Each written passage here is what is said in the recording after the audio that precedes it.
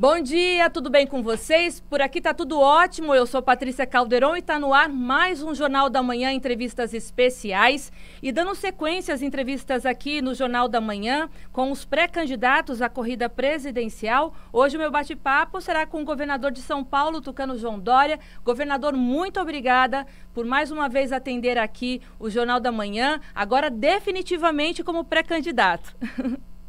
Exatamente. Falei com você como pré-candidato, ainda nas prévias, agora já como candidato oficial do PSDB. Muito obrigado pela oportunidade, Patrícia. Bom dia, desde já, a todos os nossos ouvintes e internautas da Jovem Pan em Fortaleza. Governador, esta semana não se falou de outra coisa, a não ser a declaração que o senhor deu, de assinando aí para uma possível desistência à corrida presidencial, né? O que de fato está acontecendo? Os eleitores do João Dória querem saber, os brasileiros precisam saber o que vai acontecer nas eleições deste ano, o porquê que o senhor assinou com essa declaração? Não, a declaração não foi feita. É o típico erro jornalístico. Você é jornalista, eu sou também. A matéria publicada por um bom repórter do Jornal o Globo foi correta. O que não foi correto foi o título da matéria do Jornal o Globo. Esse é um eterno problema do jornalismo brasileiro. Os repórteres preparam matérias, o editor daquela página, a página política no caso, colocou um título que não sintoniza com a matéria. Eu não disse isso. E eu não estou dizendo que o jornalista não tenha escrito corretamente. Quem errou foi o editor que colocou um título que não corresponde à matéria. O que eu mencionei, Patrícia, é que não há projeto pessoal, ao projeto pelo Brasil e pelos brasileiros. Não há sequer projeto partidário. Nós não podemos ter o nosso interesse à frente do interesse do país, ainda mais diante de uma circunstância como essa, onde nós temos o risco de termos um pesadelo no dia 2 de outubro com Lula ou Bolsonaro, duas únicas opções disputando concretamente com chances de se eleger ou reeleger presidente da República. Nós vamos caminhar pela terceira via, vamos fortalecer essa terceira via, dialogando com os candidatos da terceira via, notadamente Simone Tebet e Sérgio Moro. O PSDB já fez a federação com o Cidadania, foi o primeiro partido a configurar e a formalizar essa federação. Além disso, temos tido um bom diálogo com a União Brasil e com o MDB, e é este o caminho que nós vamos trilhar. E mais à frente, aí sim, poderemos deliberar para saber quem será o candidato a presidente, quem será o candidato ou candidata a vice-presidente. Esse é o fato, essa é a verdade. Então a gente já começou aí corrigindo uma informação que foi ventilada em toda a imprensa essa semana, mas aqui o governador falando direto na Jovem Pan, aqui no Jornal da Manhã. Governador, já não é muito segredo que dentro do próprio PSDB existem alguns tucanos anti-Dória, né? E um desses personagens é o senador cearense Equitácio Gereissati e o ex-presidente do partido José Aníbal, que inclusive declarou que o senhor não tem credibilidade política para se candidatar à presidência. O que está acontecendo dentro do PSDB?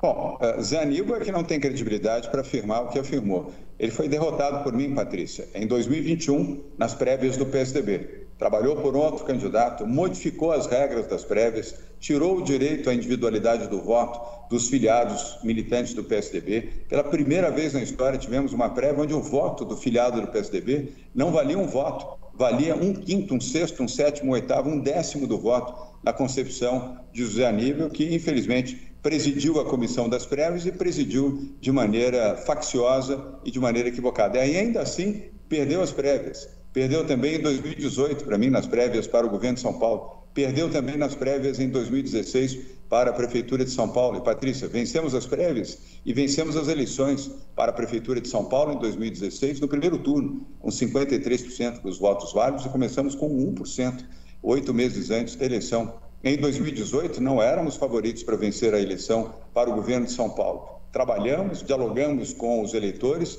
e São Paulo me elegeu governador de São Paulo. Então, quem não tem credibilidade é Zé Aníbal, que sequer foi votado para a sua condição de senador suplente do senador José Serra. Esse sim, um grande senador, um homem público com H maiúsculo, um grande senador por São Paulo, que retomou a sua posição à frente do Senado Federal, que votou no nosso nome nas prévias do PSDB, e é um homem brilhante, foi um grande prefeito de São Paulo e um grande governador do estado de São Paulo. Sobre Tasso Gereissati, eu quero deixar aqui só o meu registro de respeito por ele, pela sua trajetória e pela sua biografia. Mas eles têm sido pedras nos sapatos do governador João Dória aí para a candidatura presidencial, porque já está sendo ventilado que agora, depois do Carnaval, o PSDB deve se reunir ainda pensando em retirar a candidatura do senhor para trazer o Eduardo Leite de volta à cena, sendo que ele também acenou aí para o PSD. O que está acontecendo? O senhor tem informação sobre esse bastidor, governador? Patrícia, você é uma boa jornalista, experiente, apesar de jovem, bastante experiente. Onde você já viu, numa democracia, uma eleição de prévias, com 44 mil pessoas que votaram e elegeram João Dória para ser o candidato pelo PSDB à presidência da República. Agora, 4 pessoas que se dizem do alto tucanato do PSDB querem reverter isso, querem anular uma eleição de 44 mil brasileiros filiados do PSDB para dizer que não, que aquele que foi eleito não vale, vai ser eleito o que perdeu. Isso não é democracia. Um péssimo exemplo dessas pessoas que advogam isso. Lamento, faz parte do meu partido, mas, enfim, um partido que não tem dono tem que suportar idiosincrasias e bobagens dessa natureza. Vamos seguir a nossa campanha, valorizando a democracia, Patrícia, valorizando o Brasil. Nós temos problemas mais sérios para discutir. O Brasil tem 30 milhões de desempregados, Patrícia, 30 milhões de pessoas com fome, 30 milhões de brasileiros no Norte, Nordeste, Sul, Centro-Oeste, Sudeste, que estão à margem da sociedade. Pessoas que, 15 milhões desses 30 milhões vivem, Patrícia, com R$50 por semana, famílias de 5 pessoas, e 15 milhões não têm o que comer se não receberem ajuda, apoio de entidades, de igrejas, de pessoas, de associações, de movimentos para a caristia. Essas pessoas não teriam o que comer nas suas casas. Então, essas são as coisas sérias para o Brasil. Vamos discutir aquilo que o Brasil precisa: geração de emprego, respeitabilidade, proteção ambiental, alternativas para trazer empregos, riqueza, programas para efetivação econômica da região Nordeste, como a utilização da energia eólica, a energia solar, a energia oceânica, os programas de irrigação, a recuperação de programas de infraestrutura que foram interrompidos no Nordeste, a valorização daquilo que já representa o agronegócio na região do São Francisco, do Vale do São Francisco, para ampliar a exportação de frutas, para melhorar e criar novos polos de desenvolvimento tecnológico na região Nordeste, para dar empregos principalmente aos jovens e para que eles tenham esperança nesses empregos de se tornarem pessoas não só capacitadas, mas autônomas e até mesmo empreendedores. Valorizar a educação, Patrícia. Um país que precisa da educação, como nós estamos fazendo aqui em São Paulo, educação de tempo integral. Aliás, o Ceará também é um exemplo na educação de tempo integral, e eu louvo o trabalho realizado no estado do Ceará já há vários anos. São Paulo agora está caminhando firmemente, saiu de 364 escolas de tempo integral para 2.050. Aumentamos mais de 600% o número de escolas de tempo integral. Eram 1.000 alunos, eram 100 mil alunos, hoje nós temos 1.122.000 alunos em escolas de tempo integral. Essa é a discussão para o Brasil, essa é a discussão que o povo quer ouvir e quer acompanhar. Não é a bobajada daqueles que se auto-intitulam donos de partido, donos de oposição, donos das suas searas, dos seus castelos. Vamos ter uma visão mais democrática, vamos ter compaixão com o povo brasileiro. O povo está morrendo de fome e tem gente discutindo aí bobagens e perdendo o seu tempo. Invista o tempo ajudando os mais pobres, os mais humildes. Invista o tempo que nós estamos fazendo aqui em São Paulo, Patrícia. Um governo democrático, um governo liberal e um governo que atende os mais pobres. Bolsa do Povo aqui, Patrícia, atende 2 milhões de brasileiros que estão em situação de pobreza ou extrema pobreza. 2 milhões, e são R$535 por mês de pagamento ao salário para aqueles brasileiros que mais precisam e que estão aqui.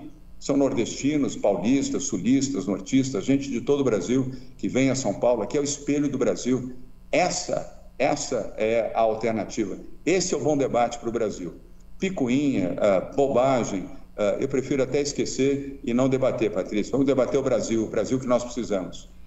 Governador, trazendo essa realidade para o Ceará, o senhor falou das energias eólicas, né? A riqueza do Ceará é muito grande realmente nas energias renováveis. Primeiro eu queria entender de que forma o senhor pretende trazer projetos aqui para o Ceará e para o Nordeste, né? Sendo que o senhor ainda é um candidato do Sudeste. Como que o senhor pretende trabalhar a campanha aqui na região Nordeste? Patrícia, me perdoe, eu sou candidato do Brasil, candidato a presidente do Brasil. Não há um país chamado Sudeste, há um país chamado Brasil. Talvez você não saiba, eu sou filho de nordestino, sou filho de baiano. Meu pai foi imigrante, pobre, veio para São Paulo sem nada. Com 17 anos de idade, trabalhou, ganhou a vida, conseguiu um emprego. São Paulo é um estado que acolhe as pessoas, nordestinos, cearenses, baianos, sergipanos, alagoanos, todos eles.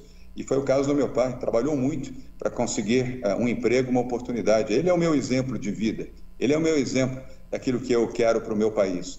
Portanto, sou candidato ao Brasil. Não há um país chamado Sudeste, não existe isso. Há um país chamado Brasil.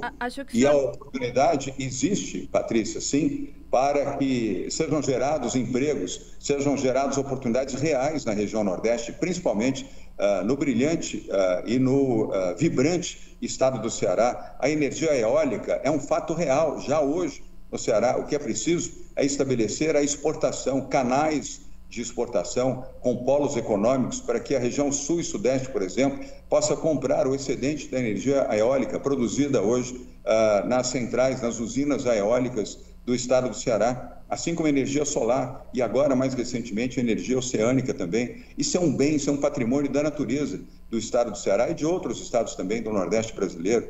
Polos tecnológicos, o Ceará tem uma vocação extraordinária para a tecnologia, para a indústria de confecção, já há masters e empresas de grande qualidade na produção de confecção de roupas, artefatos, tanto para a classe média quanto produtos de alto valor agregado que são exportados para a Europa, para os Estados Unidos e para a América Latina. E os programas de irrigação e de agronegócio, principalmente na área de frutas, para exportação, também com alto valor agregado para os mercados de consumo europeu, norte-americano, canadense e no México. Portanto, há muitas alternativas, sem contar o turismo, uma vocação natural do estado do Ceará, com uma vocação que pode gerar empregos, oportunidades e, principalmente, a geração de renda durante todo o ano. Um estado que tem o privilégio de ter um microclima extraordinário, com sol abundante, com a brisa, com paisagens belíssimas e já com uma infraestrutura básica de turismo. É preciso promover, incentivar e ampliar isso. A solução, nós não temos que ter piedade, nós temos que ter oportunidade. E é nisso que eu fundamento o nosso projeto para o Nordeste do país e, particularmente, para o estado do Ceará. E ouvindo, Patrícia, o estado do Ceará, ouvindo as lideranças do Ceará, ouvindo o deputado Danilo Forte, que é um homem que vibra e que trabalha pelo estado do Ceará com desprendimento, ouvindo lideranças empresariais, ouvindo a sociedade civil, ouvindo jornalistas que, como você, que conhecem os problemas e sabem também as soluções. Não é de cima para baixo, é de baixo para cima, compartilhando, mas executando políticas públicas adequadas, pertinentes e principalmente modernas para o estado do Ceará. Então, eu não quis interromper o senhor, mas quando eu fiz a pergunta, governador, talvez não tenha me feito entender. Eu disse que o senhor é um político realmente conhecido muito na região sudeste. A pergunta que eu fiz é de que forma que o senhor pretende trabalhar a sua campanha na região nordeste para fortalecer tudo isso que o senhor acabou de falar, que faz parte aí do projeto de campanha do senhor. Patrícia, fazendo campanha, democracia é isso. Por isso que a democracia é o melhor regime, porque ela permite que candidatos de todo o Brasil façam campanha no Brasil, e é o que nós temos que fazer. Por isso os debates, por isso você aqui questionando a mim, certamente já fez a outros e fará aos demais pré-candidatos ou candidatos já formalizados à presidência da República. Por isso os debates nas emissoras de rádio, televisão, nos sites, nos jornais. Por isso também o horário eleitoral, nós teremos 60 dias de horário eleitoral para que a população possa conhecer e tomar a sua decisão de qual candidato ela deseja, qual candidato tem condições de fazer uma boa gestão. Gestão é uma coisa, política é outra. Respeito à política, mas a gestão exige conhecimento, prática na gestão pública, principalmente, aquilo que eu tive a oportunidade de fazer na Prefeitura de São Paulo e agora no governo de São Paulo. Não estou dizendo que outros não tenham, tem também, mas quem vai fazer esse julgamento é o povo, é a população, e exatamente a partir da campanha que ainda não começou. Essa campanha, de fato, só começará no mês de julho e oficialmente no dia 2 de agosto deste ano. Portanto, ainda temos um longo período, uma verdadeira maratona, Patrícia, até o início da campanha. Até lá, campanhas, iniciativas, nomes serão discutidos, debatidos, e os números que hoje trafegam nas pesquisas não são necessariamente os números de amanhã. Vou dar um exemplo para você, entre muitos exemplos, vou dar o meu próprio exemplo que eu mencionei agora há pouco. Quando eu iniciei a campanha para prefeito de São Paulo, 8 meses antes da eleição, tinha 1%. 1%. Nada mais desanimador do que 1%. A pesquisa era Ibope, e 8 meses do pleito, o campeão naquele momento tinha 38%, era o Celso Russomano, deputado federal. O segundo colocado era Fernando Haddad, do PT, que era prefeito, tinha 24%. O terceiro era a ex-prefeita de São Paulo, Marta Suplicy, que foi uma boa prefeita e tinha 17%. O quarto colocado na pesquisa era Luísa Erundina, deputada federal pelo PSOL e ex-prefeita de São Paulo, foi uma prefeita honesta aqui em São Paulo, tinha 12%. E o falecido Major Olímpio, que era deputado federal, tinha 6%. Eu estava lá embaixo, eu era o penúltimo, com 1%. E fiz campanha, disputei, falei com a população, principalmente a população mais simples e mais pobre aqui da capital de São Paulo, e nós nos elegemos prefeito com 53%, ganhando no primeiro turno. Nenhum instituto de pesquisa, Patrícia, nenhum instituto de pesquisa, nem Datafolha, nem Ibope, que já não existe mais, nem os demais institutos de pesquisa que realizavam pesquisas, projetaram a minha vitória. E nós vencemos. Por isso, um longo tempo pela frente nessa maratona eleitoral, para que todos os candidatos possam ser conhecidos e avaliados pela população, porque a população tomará a sua decisão pelo voto. Em parte, o senhor já respondeu a minha próxima pergunta, mas a última pesquisa que saiu agora, que foi da Confederação Nacional de Transporte, mostra o senhor atrás dos pré-candidatos Ciro e Moro, né, com apenas 1,8%, e o senhor acabou de dizer que pesquisa, na sua opinião, não mostra quem vai ganhar a eleição. Mas o senhor tem sido pressionado e cobrado dentro do partido no crescimento dessas pesquisas. Como que o senhor tem trabalhado isso aí dentro dos projetos que o senhor tem e dentro do próprio partido? Patrícia, primeiro, a análise dessa pesquisa do CNT não é exatamente essa. Isso é o voto espontâneo, mas o voto estimulado não é esse. Eu tenho 4% da intenção de votos no estimulado, Sérgio Moro tem 7%, pouco abaixo de Ciro Gomes, que tem 9%.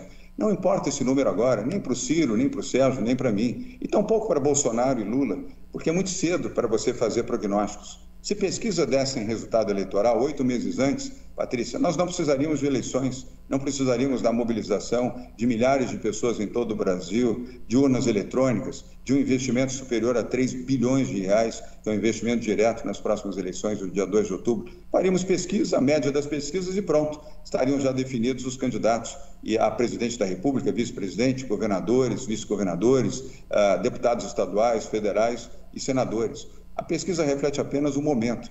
Patrícia, falo para você com sinceridade, primeiro de jornalista que sou, e seu companheiro de trabalho onde fui durante 25 anos, e depois pelos últimos 6 anos de vida política, onde a pesquisa feita 8 meses antes nunca refletiu o resultado de uma eleição no Brasil, nem no plano presidencial, nem no plano estadual. Então não se pode tomar pesquisa agora como referência para nada, exceto para o momento de hoje, sem desrespeitar as pesquisas.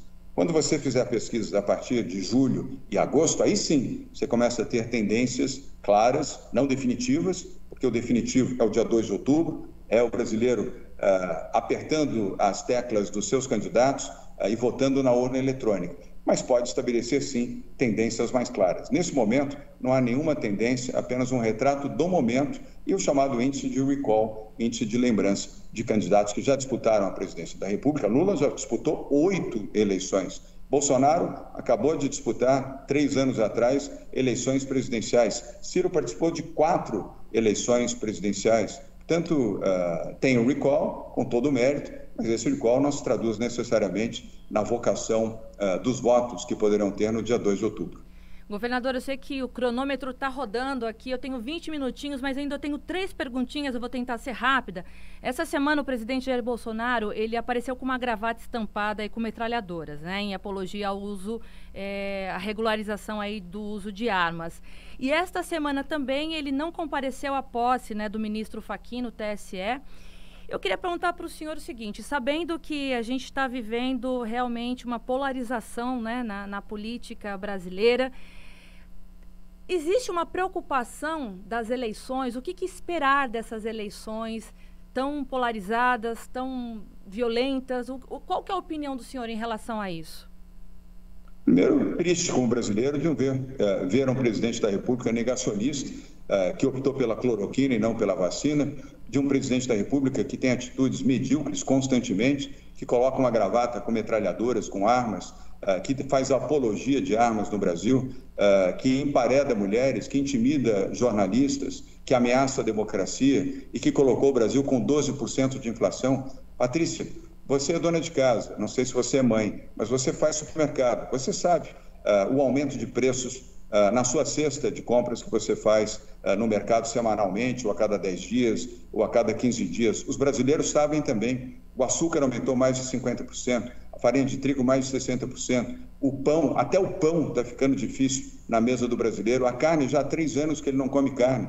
Os brasileiros não têm oportunidade de comprar frutas, vegetais. Os brasileiros estão se alimentando mal, os que podem ainda comprar, porque a inflação é galopante. Um governo desordenado, um governo que não tem projeto econômico, um desastre no plano da saúde, um desastre no plano ambiental, um desastre no plano internacional. Esse é o governo Bolsonaro, que faz piadinhas, que disse lá atrás que era uma gripezinha, um resfriadozinho, Patrícia, e um outro ministro também, tão piadista e tão psicopata quanto o seu presidente, disse que morreriam 4 mil brasileiros. Patrícia, já morreram 646 mil brasileiros. Metade, Patrícia, poderiam estar salvos, vivos aqui com seus familiares e com seus amigos, se a opção desse psicopata chamado Jair Bolsonaro tivesse sido pela vacina e não pela cloroquina, se tivesse acelerado a compra de vacinas, como nós pedimos, como muitos pediram, como inclusive o governador do estado do Ceará fez, aliás, um grande trabalho realizado pelo Camilo Santana aí no estado do Ceará, em defesa da vacina, da ciência e da vida.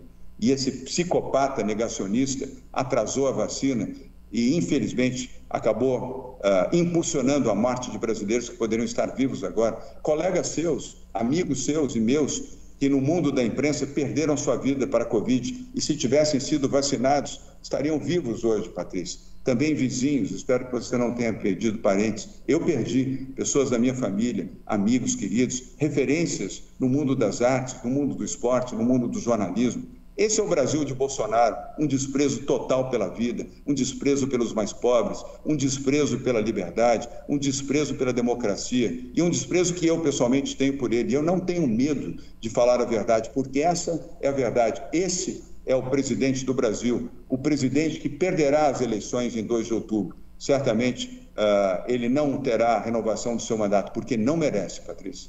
Governador, eu entrevistei semana passada o secretário de Saúde de São Paulo, o Dr. Jean Gorenstein. Eu fiquei brincando com ele que eu não conseguia pronunciar o sobrenome.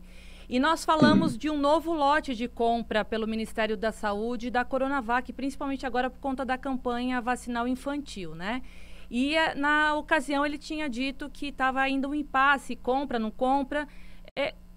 O governo Bolsonaro continua boicotando a Coronavac por relacionar a vacina ao senhor, a São Paulo. O que o senhor pensa sobre isso? Patrícia, eles finalmente, na quinta-feira da semana passada, confirmaram a compra de 10 milhões de doses da Coronavac para atender as crianças nessa faixa etária de 6 a 11 anos. Depois de 3 semanas, onde Jean Gorenstein, secretário da Saúde de São Paulo, ofereceu a vacina, assim como Dimas Covas, presidente do Instituto Butantan, levaram 3 semanas para decidir. Mas vamos olhar aqui pelo lado bom. Compraram a vacina e distribuíram a vacina. Rio de Janeiro, Salvador, eu não sei o caso específico de Fortaleza, mas algumas capitais brasileiras já não tinham mais vacina para aplicar no braço das crianças até a chegada da Coronavac, da vacina do Butantan, que nós disponibilizamos, apesar de toda a agressividade do governo Bolsonaro, inclusive do seu ministro da Saúde, contra a vacina, dizendo que era a vacina da China, a vacina do Dória, a vacina do jacaré, a vacina inadequada, a vacina que colocaria em risco as pessoas. Mentira, uma vacina segura e eficaz. Ela foi avaliada pela Anvisa, Agência Nacional de Vigilância Sanitária, Patrícia, que fez um estudo demoradíssimo e sério para se pronunciar a favor desta vacina e da sua segurança e da sua eficácia. Felizmente, a vacina agora está sendo distribuída também nos estados brasileiros, inclusive no Ceará, para atender o braço dessas crianças que precisam receber a sua primeira dose da vacina e daqui a 28 dias a segunda dose. A vacina salva, a vacina é vida, Patrícia. Por isso, a minha alegria de verificar que estados como o Ceará apostaram corretamente na vacina e na vida. E aqui não há nenhuma diferença partidária. Quando falo do governador Camilo Santana, eu tiro à parte aqui a sua condição partidária, mas um homem correto que fez uma gestão voltada para a saúde e para a vida, e nós temos que reconhecer isso. E certamente não foi diferente do prefeito de Fortaleza, do José Sarto, e de outros prefeitos de cidades do Ceará. Nesta hora, nós temos que ser brasileiros, patriotas e, acima de tudo, humanitariamente desejosos e todos apostando na vacina para salvar vidas. E, felizmente, foi o que aconteceu no estado do Ceará e o que aconteceu também aqui no estado de São Paulo. E lembrando aos nossos ouvintes e os telespectadores acompanhando a gente pelo YouTube, ouvindo também a gente no podcast e aqui pela rádio, se quiser recuperar a entrevista que eu fiz com o Dr. Jean, secretário de Saúde do Estado de São Paulo, 54 minutos, ele falando tudo sobre pandemia, sobre vacinação, sobre Coronavac, a entrevista está imperdível. Governador, a última pergunta para a gente fechar aqui, olha como eu estou sendo bem pontualzinha, não ultrapassei quase nada, não vou ter a orelha puxada nem pela Bruna, nem pela Márcia, mas vamos lá. Essa semana o ministro do TCU mandou um bloqueio de bens do ex-ministro Moro, que é pré-candidato também à presidência. E a gente também tem uma notícia que a Polícia Federal fez buscas para apurar a compra de ventiladores pulmonares aí na gestão do senhor durante a pandemia. Essas notícias que ocorrem durante um processo aí de candidatura a um pleito atrapalham vocês, os candidatos? Como que o senhor viu, principalmente essa notícia da Polícia Federal falando que o governo paulista está sendo investigado aí pelos equipamentos sobre o preço de 63 milhões sem licitação? Isso é verdade? Patrícia, primeiro, o governo de São Paulo não tem o que temer. O governo de São Paulo é um governo honesto, um governo transparente e toda investigação é bem-vinda, seja da Polícia Federal, seja do Ministério Público, seja do Tribunal de Justiça, seja da Defensoria Pública, de quem for. Portanto, investigue o que tiver que investigar. Agora, é estranho que às vésperas das eleições, tanto Sérgio Moro quanto nós e outros governadores também do país sejam objeto de investigações desse tipo. No mínimo, cabe a pergunta: os ventiladores foram comprados há 2 anos. Por que não fizeram essa investigação lá atrás, há 2 anos, quando as compras foram efetivadas? Cabe essa pergunta. Mas, enfim, aqui a colocação do governo de São Paulo é dar total transparência. Nós não temos nenhuma investigação. Aliás, essa investigação é a primeira investigação em 3 anos e 2 meses do governo do Estado de São Paulo. A orientação que nós demos da Procuradoria-Geral do Estado, à Secretaria da Saúde, ao Dr. Jean Gorenstein, que você entrevistou, foi dar acesso pleno a todos os documentos e a todas as questões relativas a isso. Nada a temer, é um governo honesto, um governo transparente. Investigue-se o que tiver que investigar. E com o nosso apoio, Patrícia. Bom, eu entrevistei aqui o governador da minha terra, São Paulo. Já tem 15 anos que eu estou longe aí da minha terrinha, mas 3 vezes por ano, 4, eu volto para visitar a família. Governador de São Paulo, João Dória, que carinhosamente topou mais uma vez dar uma entrevista aqui para o Jornal da Manhã, entrevistas especiais de sábado. Governador, muito obrigada. A gente está esperando o senhor numa nova visita aqui no Ceará. E quando eu estiver por aqui, por favor, passa aqui na rádio para tomar um cafezinho com a gente.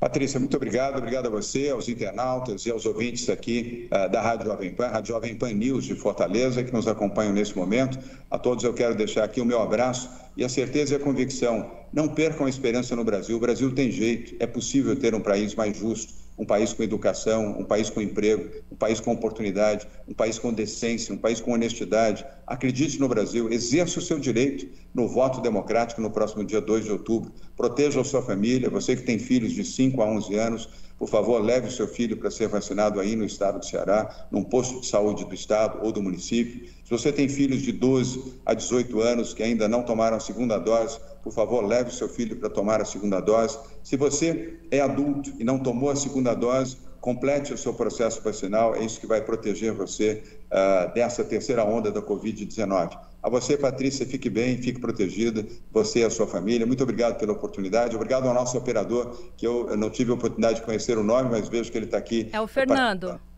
Fernando, muito obrigado a você também. Eu trabalhei 9 anos em rádio, inclusive em emissoras aqui de São Paulo e do Rio de Janeiro, e sem um bom operador não há boa qualidade, nem do rádio, nem do streaming do rádio. Então, Fernando, muito obrigado também pelo seu bom trabalho. Fique bem, fique protegido. Tchau. Obrigada, governador. Um abraço para o senhor. Bom dia a todos, Fernando. Bom dia a todos. Obrigada. Tchau, tchau. O Jornal da Manhã, entrevistas especiais, fica por aqui, mas eu volto sábado que vem com mais uma entrevista aqui comigo, Patrícia Calderon, direto da sua Jovem Pan News Fortaleza. A gente se vê. Até sábado.